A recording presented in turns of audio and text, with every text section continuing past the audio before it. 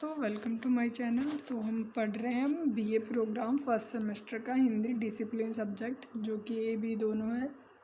Hindi cinema और उसका अध्ययन हमारी बुक का नाम है। आज हम तीसरा क्वेश्चन करने जा रहे हैं। ये सभी मोस्ट इम्पॉर्टेंट क्वेश्चन है जो मैं आपको बता रही हूँ, यही पेपर में आते हैं। बस इनकी थोड़ी सी लैंग्वेज बदल दी जाती है, या तो कुछ कुछ तो इसी तरीके से आते हैं। तो हमारा क्वेश्चन है, हिंदी सिनेमा की विषयवार कोटियों को संक्षिप्त में बताएं या फिर चर्चा करें, टिप्पणी करें। टोटल मिला के आपसे जब विषयवार कोटियाँ बोलेगा तो आपको यही क्वेश्चन लिखना है, आंसर लिखना है। तो सबसे पहले हमें भूमिका में कुछ लिखना है, जैसे कि हम स्टार्टिंग में बता देंगे। शुरू में हमारी धार्मिक और पौराणिक कथाओं पर ही मूवीज़ बनती थी, है ना, क्योंकि हमारा जो देश है वो एक तरीके से कह सकते हैं धार्मिक देश है। अपने धर्म को लेकर के लोग बहुत ज़्यादा मतलब सेंसिटिव हो रहते हैं, मतलब ज़्यादा सोच विचार करते हैं, और उनके बारे में देखना लोगों की जागरूकता भी बढ़ाता है। लोग मतलब सोचते हैं कि हमें अपने धर्म के बारे में जितना से ज़्यादा पता रहे वो हमारे लिए अच्छा है। जैसे कि हम लोग ये सोचते हैं कि हमें महाभारत, रामायण, इन सब के बारे में ज़्यादातर लोग पढ़ते कम है, लेकिन हम लोग इसे मूवी, सीरियल्स वगैरह में ज़्यादा देखते हैं ना, टेलीविज़न धारावाहिक जो हमारे आते हैं। तो सबसे पहले हमें भूमिका लिखनी है, उसके बाद हमें कुछ विषयवार कोटियों के बारे में बताना है, यानी हम किन किन विषयों पर फिल्में बनाते हैं। सबसे पहला तो मैंने बता दिया आपको, धार्मिक या फिर पौराणिक टॉपिक पे हम हम फिल्में बनाते हैं। दूसरा, हम सामाजिक मुद्दों पे भी बनाते हैं फिल्में, नारीवादी मुद्दों पे भी बनाते हैं। इसी तरीके से ग्रामीण इलाके में कोई घटना हो गई, है ना, और जमींदारी प्रथा के ऊपर भी, प्रेम विवाह के ऊपर, है ना, प्रेम कहानियों पर आधारित बहुत सारी फिल्में चली हैं, देशभक्ति फिल्में बनी हैं। इसी तरीके से हमारे ये जो विषय हैं यही हमारे विषयवार कोटियाँ हैं, है ना। अलग अलग विषयों पर जो हमारी फिल्में बनती हैं वही विषयवार कोटियाँ हैं। तो सबसे पहले हमें भूमिका में इस तरीके से लिखना है कि मुक्त सिनेमा, मुक्त यानी कि जब फिल्में 1913 में बनी तो फिल्में बोला नहीं करती थी, केवल दृश्यों के माध्यम से ही लोगों को मनोरंजन प्रदान किया जाता था। मैंने पहले क्वेश्चन में भी बता दिया आप लोगों को।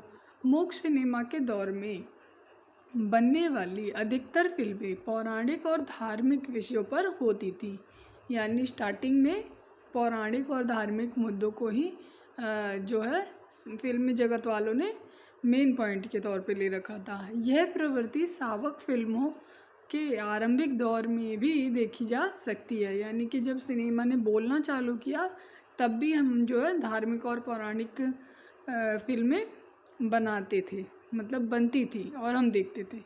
लेकिन जैसे मुक्त सिनेमा के दौर में ही शाहूकारी पास एक फ़िल्म का नाम है ये, जो कि 1925 में आई थी, जैसे सामाजिक सवालों पर भी फिल्में बनी हैं, है ना। ऐसा नहीं है कि पौराणिक बन रही है तो पौराणिक या फिर धार्मिक बनेंगे, उसमें अलग टॉपिक पर भी फिल्में बनती थी। 1925 में जैसे सामाजिक सवालों पर फिल्में बनी, वैसे ही यह प्रवृत्ति बाद में और मजबूत होती गई। धीरे धीरे हिंदी सिनेमा में विषय और विधा दोनों दृष्टियों से कई तरह की फिल्मों का निर्माण हुआ। ये कुछ प्रमुख विषय हैं, लेकिन इसका अर्थ यह नहीं है कि इनके अलावा किसी अन्य विषय पर फिल्में नहीं बनी। किसी फिल्म को किसी एक विषय में बांधकर भी नहीं देखा जा सकता है, यानी कि किसी एक फिल्म को ये नहीं कह सकते कि धार्मिक है तो ये धार्मिक ही है, यानी ये सामाजिक भी हो सकती है। एक तरीके से समाज को कोई शिक्षा भी मिल सकती है इस चीज़ से, इस फिल्म से, है ना। इस तरीके से एक फिल्म को कई विषयों से जोड़कर भी देखा जा सकता है। जैसे कि हम 3 इडियट्स मूवी देख सकते हैं, एक तरीके से वह सामाजिक मूवी है, लेकिन लोग उसे हंसी मजाक की मूवी भी ले लेते हैं, है ना, और एक तरीके से वह शिक्षा प्रदान करने वाली मूवी भी है ना, लोगों को उससे नॉलेज मिल रही है।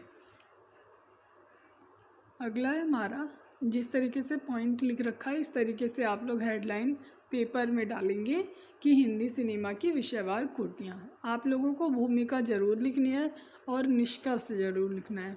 उसके बाद बीच में आपको पॉइंट्स लिखने हैं जो भी आपसे क्वेश्चन में पूछा जा रहा है। यदि आपसे क्वेश्चन में एक पॉइंट पूछा जा रहा है तो आप एक पॉइंट जैसे विषयवार कोटियाँ लिखेंगे। अगर क्वेश्चन में ही डबल क्वेश्चन है तो आप लोग उसको दूसरा क्वेश्चन भी छोटे छोटे पॉइंट में करके उसे 4-4 पॉइंट में 2 बार में एक्सप्लेन करेंगे। नहीं तो अगर एक क्वेश्चन ही पूछा है तो आप लोग उसमें 8 पॉइंट कम से कम लिखेंगे और बाकी आपकी स्पीड जैसी है वैसे आप अपना बढ़ा या घटा सकते हैं। हमारा सबसे पहला पॉइंट है धार्मिक, पौराणिक और ऐतिहासिक फिल्में। यहाँ पे आप धार्मिक और पौराणिक ही लिखें क्योंकि अगला पॉइंट हमारा ऐतिहासिक फिल्में है। तो दादा साहेब फाल्के ने जब राजा हरिश्चंद्र हमारी 1913 में बनी थी, पहली मुख्य फिल्म इसका इसको जो है गौरव प्राप्त है ना। जो ये राजा हरिश्चंद्र फिल्म बनाई तब इनकी जो सोच रही थी कि भारत की जो धर्मवीरू जनता है ना, यानी कि एक धार्मिक देश है हमारा, जो जनता है उसको धार्मिक और पौराणिक कथाओं के माध्यम से जो है सिनेमा हॉल तक लाया जा सकता है। उन्होंने ये सोचा फाल्के साहब ने। इसी का नतीजा था कि मूक सिनेमा के पूरे दौर में यानी कि 1912-13 से लेके 30-31 के बीच है ना, मूक सिनेमा के पूरे दौर में इसी तरह की फिल्में बहुत ज़्यादा बनी। आरंभिक दौर में भक्ति आंदोलन से जुड़े भक्त कवियों और संतों पर भी कई फिल्में बनी। लोग संत कवियों, महाकवियों के बारे में जानना चाहते थे, है ना। कोलकाता के न्यू थिएटर्स ने 1933 में मीराबाई के जीवन पर राजरानी मीरा नाम से एक मूवी बनाई और बंगाल भक्त जो थे कवि चंडीदास के जीवन पर बनाई 1934 में चंडीदास फिल्म बनाई।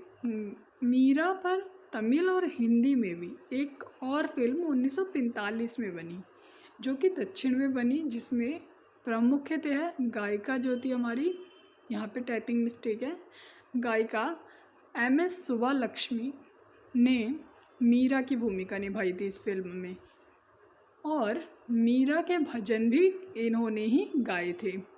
कबीर, तुलसीदास, संत ज्ञानेश्वर आदि कई ऐसे भक्त कवि हैं जिनके जीवन पर कवियों पर भी फिल्में जो हैं बनती रही हैं।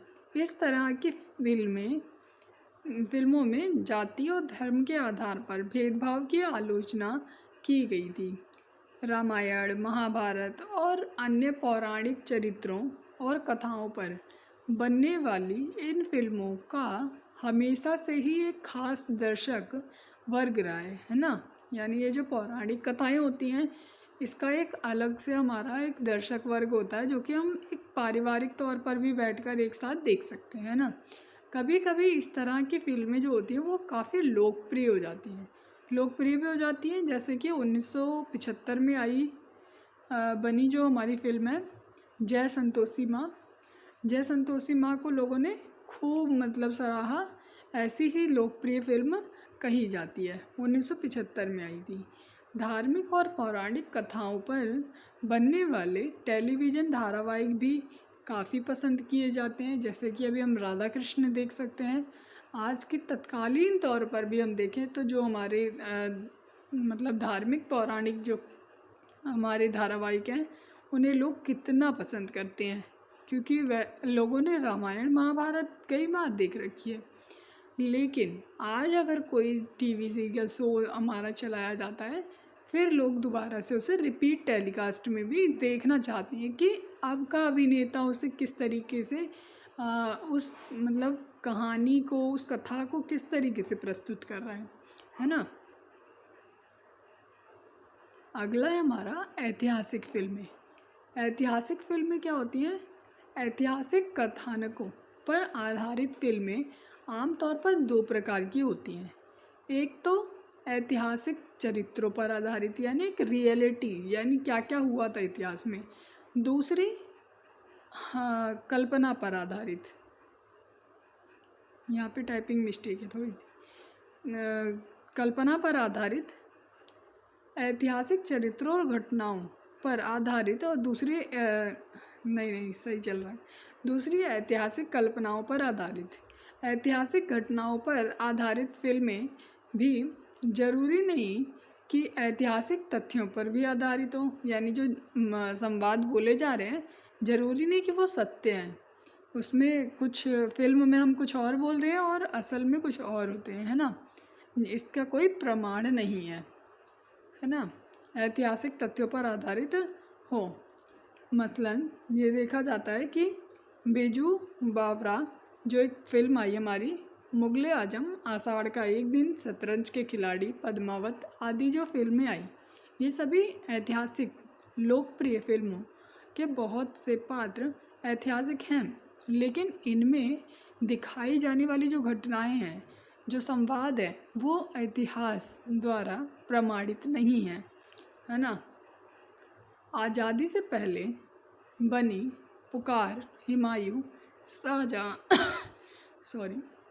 शाहजहां और आज़ादी के बाद बनी बेजू बावरा, अनारकली, मुगले आजम, ताजमहल में न केवल हिंदू मुस्लिम भाईचारे का संदेश दिया गया, बल्कि एक राजा से जिस तरह से न्याय की अपेक्षा की जाती है उसको भी विषय बनाया गया। महाराणा प्रताप, शिवाजी, झांसी की रानी, मंगल पांडे, सुभाष चंद्र बोस, महात्मा गांधी आदि के जो जीवन पर बनी फिल्मों द्वारा देशभक्ति का संदेश दिया गया है। ऐसे ही संदेश लगान और पद्मावत फिल्म द्वारा भी दिया गया है। यानी हम ये भी कह सकते हैं कि देशभक्ति फिल्म को अलग से भी लिख सकते हैं और इन सब के जीवन पर आधारित फिल्में बनी। लगान और पद्मावत फिल्म भी इसी तरीके का कुछ संदेश देती हैं, है ना। यानी जो फिल्म दिखाई गई है उसमें कोई प्रमाण नहीं है, लेकिन वो लोगों के लिए दिखाई जाती है। इतिहास ऐसा था। हिंदी सिनेमा में प्रेम संबंधी फिल्में, यानी प्रेम कहानी पर आधारित फिल्में कैसी होती थी वह बताया गया है। साहित्य की तरह सिनेमा में भी प्रेम कथाओं की अभिव्यक्ति उतनी ही पुरानी है जितना कि सिनेमा। आमतौर पर हिंदी फिल्मों में प्रेम को त्रिकोण कथाओं के रूप में पेश किया जा रहा है। नायक, नायिका और खलनायक या फिर खलनायिका। नायक और नायिका के मिलन में ये खल पात्र बाधा बनकर उपस्थित होते हैं। जो खलनायक या फिर खलनायिका हैं वो खल पात्र बनकर के उपस्थित होते हैं, लेकिन अंत में जो नायक और नायिका का मिलन हो जाता है और फिल्म का एक सुखद अंत होता है। यानी जब नायक और नायिका मिल गए तो लोग खुश हो जाते हैं और उनका मिलन ही लास्ट में सुखद अंत करता है। खलनायक या फिर खलनायिका केवल स्त्री पुरुष नहीं होते हैं, वरन वह किसी न किसी बुराई का प्रतीक होते हैं, है ना, जिन्हें पराजित करके ही नायक और नायिका एक दूसरे से मिल पाते हैं।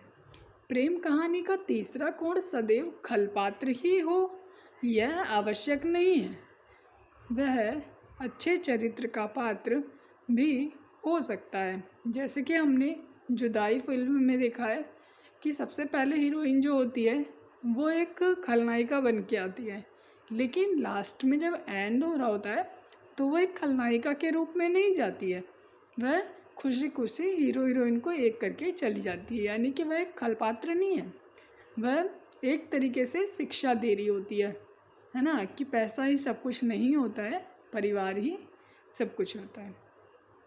ठीक है, यानी कि हमेशा जो है खलनायक या खलनायिका बुरे नहीं होते। आज का हिंदी सिनेमा स्त्री पुरुष संबंधों के ज़्यादा जटिल रूपों को व्यक्त करने का साहस कर रहा है। अस्तित्व फिल्म का नाम है।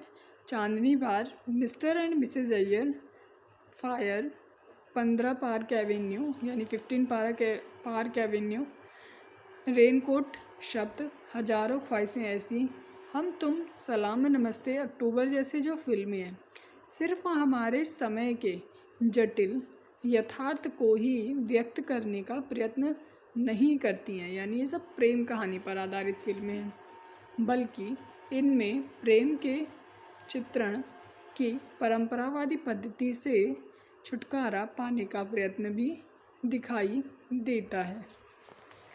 अगला है हमारा सामाजिक यथार्थ संबंधी फिल्में। आमतौर पर यह माना जाता है कि सिनेमा का यथार्थ से कोई संबंध नहीं होता, ये वह सिर्फ मनोरंजन के लिए है। यह बात अधिकतर हिंदी फिल्मों के बारे में सच भी प्रतीत होती है, लेकिन प्रत्येक तरह के सिनेमा का यथार्थ से वैसा ही संबंध होता है जैसा कि साहित्यिक रचनाओं का होता है। लेकिन यह भी सही है कि साहित्य की तरह सिनेमा भी यथार्थ को उसी रूप में व्यक्त नहीं करता, बल्कि फिल्मकार की सोच और कल्पना का उसमें बड़ा हाथ होता है। सामाजिक यथार्थ संबंधी फिल्मों को भी विषयवार कई कोटियों में विभाजित किया जाता है, यानी समाज में जो चल रहा है उस सच्चाई को किस तरीके से फिल्म के माध्यम से दिखाया जाए, ये दिखाना कई जो हमारे फिल्मकार होते हैं वो नहीं दिखा पाते हैं। लेकिन ये सच नहीं है कि फिल्म जो है यथार्थ को, सच्चाई को नहीं दिखाती है। फिल्मों में सच्चाई भी दिखाई जाती है जो कि समाज में चल रही है। जैसे इसे भी अलग अलग कोटियों में बांटा गया है, जैसे समाज सुधार संबंधी फिल्में, है ना। जब सावक फिल्म सिनेमा का निर्माण शुरू हुआ तब देश अंग्रेज़ों के अधीन था, है ना, और सेंसरशिप के कारण फिल्मकारों के लिए ऐसे विषयों पर फिल्म बनाना संभव नहीं था जिसमें कि तत्कालीन राजनीतिक व्यवस्था की आलोचना हो रही हो, नहीं तो देश में विद्रोह टाइप का हो सकता था। यही वजह है कि उस दौर में ऐसी फिल्में ज़्यादा बनी जिसमें कि सामाजिक मसले उठाए गए, है ना, यानी कि सामाजिक रूप से लोगों को जागरूक किया जा रहा था, इस तरीके की फिल्में दिखाई जा रही थी। मसलन 1932 में जब गांधी जी और अंबेडकर जी के बीच में पूना समझौता हुआ और यह पूरे देश में चर्चा का विषय बन गया, तब लोगों को एक टॉपिक मिल गया, है ना। तब फिल्मकारों ने दलित प्रश्न को केंद्र में रखकर कुछ फिल्में बनाई। 1936 में बनी बॉम्बे टॉकीज ने बनाई अछूत कन्या नामक एक फिल्म का निर्माण किया, जिसमें कि एक ब्राह्मण युवक होता है जो कि दलित युवती से प्रेम करता है। इस आधार पर एक प्रेम कहानी के ऊपर जो है विषय पर बनाई गई ये फिल्म। 1940 में एक और फिल्म अछूत नाम से बनी थी। इस दौर में कई फिल्में ऐसी बनी जिसमें विभिन्न सामाजिक सवालों को उठाया गया। मसलन अनमेल विवाह पर बनी दुनिया न मानी, यानी बिना किसी मेल का विवाह, यानी कि एक बड़े उम्र का आदमी और एक छोटे उम्र की लड़की से शादी उसकी करा दी जाए, इस तरीके की जो विवाह होता था उस पर आधारित जो फिल्म बनाई दुनिया न माने। दूसरी वैश्य पर बनाई आदमी सांप्रदायिक एकता पर पड़ोसी बनाई। इसी तरीके की फिल्में जो हैं बनाई गई, सामाजिक सवालों को इसमें उठाया गया। 1940 के बाद लगभग 2 दशक तक, यानी कि 60 का दशक आया, तब तक दलित मुद्दों पर कोई फिल्म नहीं बनी। लेकिन इस बीच में जो सामाजिक जागरूकता से संबंधित कई फिल्में बनी जिसमें कि विभिन्न सामाजिक समस्याओं को उठाया गया था। अगला हमारा है ग्रामीण यथार्थ संबंधी फिल्में, यानी गांव में लोगों का जीवन कैसे व्यतीत होता है, उस गांव की सच्चाई को दिखाया गया। एक तरीके से गांव में लोग जिस तरीके से कम पढ़े लिखे होते हैं और लोग जो साहूकार होते हैं वो किसानों का पूरी तरीके से एक तरीके से कह सकते हैं लाभ उठाते हैं या फिर उन पर अत्याचार करते हैं। इस तरीके का जीवन जो है ग्रामीण यथार्थ संबंधी फिल्मों में दिखाया जाता है। जैसे हमने मदर इंडिया मूवी देखी थी, है ना, कि जो साहूकार होता है ब्याज पे ब्याज लगाता जाता है, लेकिन जो होता है मतलब आंटी होती हैं राधा नाम की, उनको पता नहीं चलता है क्योंकि वो पढ़ी लिखी नहीं होती हैं, इसीलिए उनका जो है साहूकार पूर्ण रूप से फ़ायदा उठाता रहता है। ब्याज के ऊपर ब्याज कभी नहीं लगता है, जितना उन्होंने लिया था वो उतना चुका सकती थी, लेकिन वो ऐसे कहती हैं कि इतना भी कितना, मतलब हमारे घर वालों ने कर्जा ले लिया था जो कि आज तक हमारा चुकता ही नहीं हो रहा है। जब से मैं शादी करके आई हूँ तब से वो देख रही होती है कि जो है कर्जा चुकाया जा रहा होता है। इसी तरीके से ग्रामीण यथार्थ संबंधी जो है फिल्में बनी, जैसे आज़ादी के बाद के लगभग 1.5 दशक तक फिल्मकारों पर नेहरू जी की सोच का प्रभाव था। उनका मानना था कि यदि देश औद्योगिक दृष्टि से उन्नति करता है ना, तो विमल राय की एक फिल्म आई 2 बीघा ज़मीन, जिसमें कि औद्योगिकरण और किसानों को मुद्दा बनाया गया था। औद्योगिकरण के कारण परंपरागत उद्योग धंधे बंद होने लग गए थे, है ना, यानी जैसे कंपनी वगैरह आ गई थी तो किसानों का काम जो है वो थोड़ा ठप हो गया था। जैसे मशीनें वगैरह हमारी खेती बाड़ी काटने के लिए, उगाने के लिए, है ना, इस तरीके से आ गई, तो फिर इनसे किसानों का जो है काम कम हो गया और इससे उनको लॉस होने लग गया। इस प्रश्न को B.R. चोपड़ा ने एक फ़िल्म के माध्यम से दर्शाया, जो कि फ़िल्म का नाम था नया दौर, के माध्यम से उठाया था। किसानों और गांव वालों के सामने औद्योगिकरण ही चुनौती नहीं थी, उनकी दूसरी सबसे बड़ी चुनौती थी अशिक्षा और असंगठित होने के कारण, है ना, यानी कि वो लोग संगठित होकर नहीं रहते थे और एक तो अशिक्षा उनकी कमी थी। और यदि एकजुट होकर साहूकार के ऊपर हम अपना मतलब मत रखें तो शायद वो मान भी जाए, लेकिन गांव के लोग क्या करते थे, अगर कोई साहूकार किसी भी एक किसान को परेशान कर रहा है तो वो छोड़ दिया जाता था कि हाँ इसकी बात है, ये हैंडल कर लेगा अपने आप, है ना। तो इस तरीके से नहीं करना था, उन्हें संगठित होकर के, एकजुट होकर के अपनी आवाज़ को बुलंद करना था, क्योंकि जो आज उसके साथ हो रहा है वो कल अगले के साथ भी होगा, ज़रूर होगा, है ना। इसीलिए अशिक्षा और असंगठित होना भी एक जो है बड़ा मुद्दा था, एक चुनौती होने के कारण किसान जो है वो जमींदारों और महाजनों के हाथों लूटे जा रहे थे। इस दृष्टि से मदर इंडिया मूवी को देखा जाए अत्यंत महत्वपूर्ण फिल्म है। यह फिल्म आज़ादी के बाद के आशावाद से प्रेरित है। इसी तरह का आशावाद राज कपूर की एक फिल्म आई जागते रहो में भी देखा जाता है, यानी इन्होंने भी किसानों के ऊपर ही मूवी बनाई। जातिवाद और दलित यथार्थवाद संबंधी फिल्में, यानी जैसे हमने ऊपर देखा कि जो गांधी जी का और अंबेडकर जी का पूना समझौता हुआ, उसके बाद दलित मुद्दे उठे, इसी तरीके की मूवी बनने लग गई, है ना। दलित यथार्थ संबंधी फिल्में सच्चाई पर आधारित कि दलितों का जीवन कैसा होता है। हिंदी का व्यावसायिक सिनेमा यथास्थिति, यानी जैसी स्थिति है उसी तरीके की स्थिति को प्रस्तुत करने में का समर्थन सिनेमा है। हिंदी फिल्मों में आमतौर पर उन प्रश्नों से बचने की कोशिश की जाती है, यानी एक सामाजिक मुद्दे से हटने की कोशिश की जाती है ताकि वो एक विवाद का मुद्दा ना बन जाए, जिससे कि हमारा पूरा समाज जो है बहुत ज़्यादा पीड़ित है। लेकिन फिल्मकार अक्सर कर इस तरीके की फ़िल्मों को इसीलिए नहीं उठाते क्योंकि लोग विवाद कर देते हैं। हिंदी फिल्मों में पात्रों की जाति का उल्लेख होता है, लेकिन समाज में जाति संबंधी द्वंद्व है,